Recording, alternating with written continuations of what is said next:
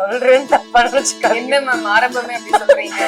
சிம்ம ராசி பாலிடிக்ஸ் தான் ஃபர்ஸ்ட் பிசினஸ் அவங்களுக்கு. நம்ம ஜெயலலிதா அம்மா சிம்ம ராசி மகம் நட்சத்திரம். அவங்களோட பெரிய லீடர்ஷிப் ஸ்கில்ஸ் உள்ளவங்களை நம்ம பார்க்கணும். லீடர்ஷிப் குவாலிட்டியும் இருக்கும், அத்தாரிட்டேட்டிவ் நேச்சரும் இருக்கும், அட்டென்ஷன் சீக்கிங் நேச்சரும் இருக்கும். அதுக்கு சிறுபிள்ளைத்தனமா சில விஷயங்கள்லாம் பண்ணிட்டு இருப்பாங்க. கோவத்தை கம்மி பண்ணணும். நம்ம வார்த்தைகள் கவனமா யூஸ் பண்ணணும். தேய்பிறை அஷ்டமி அப்படிங்கிறாங்க, மரகதலிங்கம் வந்து அபிஷேகம் பண்ணுவாங்க. ஏற்கனவே ஆனா கோவம் அதிகமா பண்ணுவாங்க. ஆனா இவங்களுக்கான தெய்வங்கள் வந்து காளி, துர்கை. இந்த டைம் வந்து கொஞ்சம் ஹெல்த்ல மட்டும் கேர் எடுத்துக்கணும். ஏன்னா அவங்க எப்பவுமே அவங்கள பத்தி கேர் எடுத்துப்பாங்க.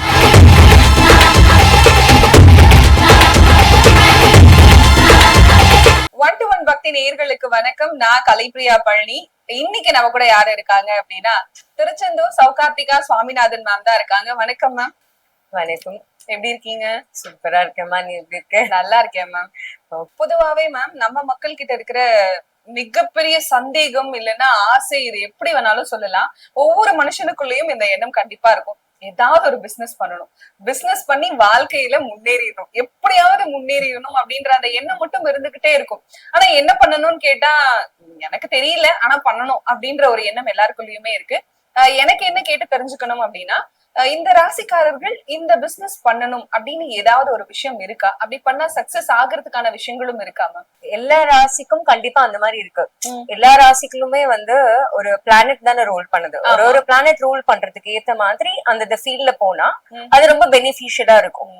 எல்லாருமே எல்லா பிசினஸும் கண்டிப்பா பண்ணலாம். ஏன்னா இந்த கிரகங்கள் எல்லாமே கடவுளுக்கு கீழே தான். கிரகங்களுக்கு மேல கிடையாது. சோ கடவுள் தான் வந்து எல்லாத்துக்குமே மேல. நம்ம கடவுளை பிடிச்சுக்கிட்டாலே இந்த கிரகங்கள்னா நமக்கு ஏத்த மாதிரி மாறிடும்னு வச்சுக்கோங்களேன். இருந்தாலும் அவங்கவுங்க பிளானட்ஸ் ரூல் பண்ற அந்த ராசிக்கு வந்து ரூல் பண்ற பிளானட்ஸ வச்சு நம்ம அதுக்கேத்த மாதிரி அப்ரோப்ரியேட்டான பிசினஸ் பண்ணா கொஞ்சம் அதுல சக்சீட் ஆகிறதுக்கு கொஞ்சம் சீக்கிரமா ஆகலாம் அப்படின்னு வச்சுக்கலாமே.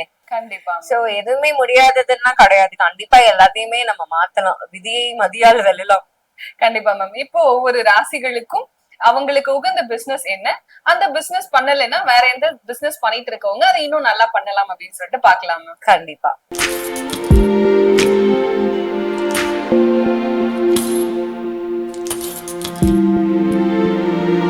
மேம் அடுத்ததா சிம்ம ராசிக்காரர்கள். சிம்ம ராசிக்காரர்களுக்குன்னே உகந்த பிசினஸ்னா என்ன பிசினஸ் மேம்? என்ன தொழில் பண்ணா அவங்க வாழ்க்கையில ஓஹோன்னு இருக்கலாம்?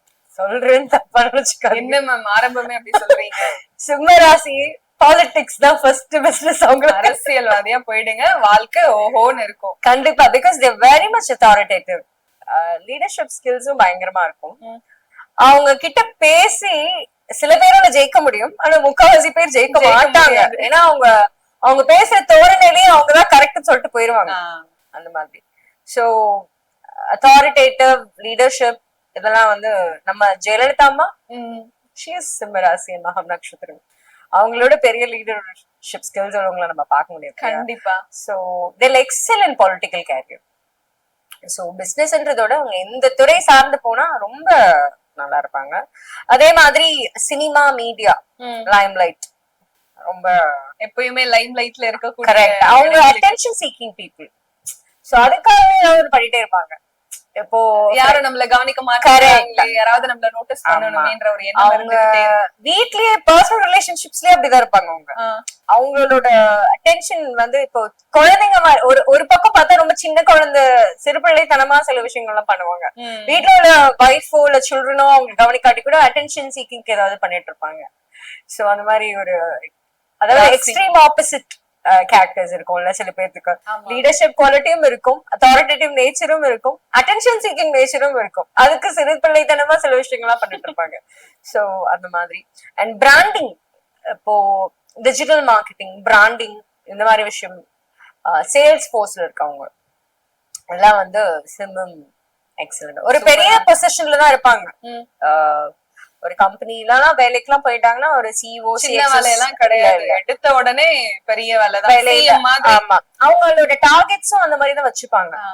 இப்போ ஒரு கம்பெனிலே வந்து 2 கோடி ரூபாய் கொடுக்குறாங்க ஒரு டார்கெட் அப்படின்னா அது சிம்மராசிக்காரங்க கொடுப்பாங்க. ஏன்னா அவங்க அச்சீவ் பண்ணுவாங்கன்னு தெரியும் அவங்களுக்கு. ஸோ அந்த மாதிரி ஒரு excellent leadership quality and sales மார்க்கெட்டிங்ல அவங்க ரொம்ப நல்லா இருப்பாங்க. பாலிடிக்ஸ், சினிமா, மீடியா துறையில நிறைய சிம்மராசி நீங்க பார்க்கலாம் இருப்பாங்க. பாலிடிக்ஸ்லயும் நிறைய பேர் இருப்பாங்க.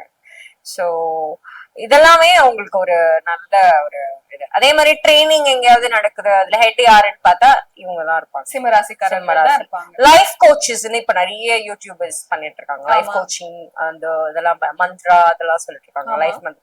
சோ இதெல்லாமே நிறைய சிம்மராசிக்காரங்க பண்ணுவாங்க. அவங்க சொன்னா கேட்பாங்க. லீடரோட ஸ்கில் என்னன்னா, ஒரு 2000 பேர் உட்கார்ந்து இருக்கும் போது நம்ம பேசுறது கேட்கணும் இல்லையா? எல்லாரும் பேசுறாலும் கேட்டுற மாட்டாங்க. கண்டிப்பா சில பேர்லாம் நீங்க மைக்ல கொஞ்சம் அமைதியா இருங்கன்னு சொல்றதுல நீங்க கேட்டுட்டு இருந்திருப்பீங்க. ஆனா சிம்மராசி பேசும்போது பின் டிராப் சைலன்ஸ் இருக்கும். அவங்களே அமைதி ஆயிடுவாங்க, சொல்லவே தேவையில்லை. ஆமா. சோ அவங்களோட நேச்சர் அந்த மாதிரி நேச்சுரலாவே அவங்களோட ஸ்ட்ரென்த்னு சொல்லிக்கலாம். சோ அதை சார்ந்து அவங்க எந்த தொழில் பண்ணாலுமே, இப்ப அவங்க ஒரு நல்ல ஆபீஸ்ல ஒர்க் பண்ணிட்டு இருக்காங்க, but still they want an extra income அப்படின்னா இந்த மாதிரி அவங்க ஒரு லைஃப் ஸ்கில்ஸ் சொல்லி கொடுக்கலாம். இந்த மாதிரி கம்யூனிகேஷன் ஸ்கில்ஸ் சொல்லி கொடுக்கலாம். இதுவும் ஒரு பிசினஸ் தான். They can monetize it very well. அதே மாதிரி political career they can very well start, they'll succeed. So இப்ப அஷ்டமத்து சனி ஆரம்பிக்குது, அது என்ன வாழ்க்கை ஃபுல்லா இருக்க போகுது? It's not like that. எப்பவுமே டிரான்சிஷன், எல்லா வருஷமும் டிரான்சிஷன் நடந்துட்டே தான் இருக்கும். நம்ம வாழ்க்கைய வந்து அதை நோக்கி நம்ம கொண்டு போக கூடாது. அது ஒரு பார்ட் ஆஃப் லைஃப், அவ்வளவுதான். சோ அதுல சின்ன சின்ன என்ன கிரின்சஸ் இருந்ததுன்னா அதை நம்ம சரி பண்ணிட்டு அப்படியே போயிட்டே இருக்கணும். நம்மளோட வளர்ச்சியை நோக்கி நம்ம பயணப்படும். கண்டிப்பா மேம். இப்போ நீங்க நிறைய பிசினஸ் எல்லாம் சொன்னீங்க, குறிப்பா அரசியல்வாதி ஆகுங்க அப்படின்னு சொன்னீங்க. இதெல்லாம் நான் பண்ணாம நான் வேற ஒரு தொழில பண்ணிக்கிட்டு இருக்கேன்.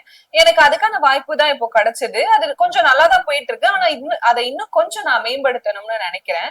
அண்ட் அதே போல ஒருவேளை நீங்க சொன்ன தொழில நான் முன்னெடுக்கணும் அப்படின்னு நினைச்சா என்ன மாதிரியான விஷயங்களை சிம்மராசிக்காரர்கள் பண்ணலாம்? கோவத்தை கம்மி பண்ணணும் ஃபர்ஸ்ட்.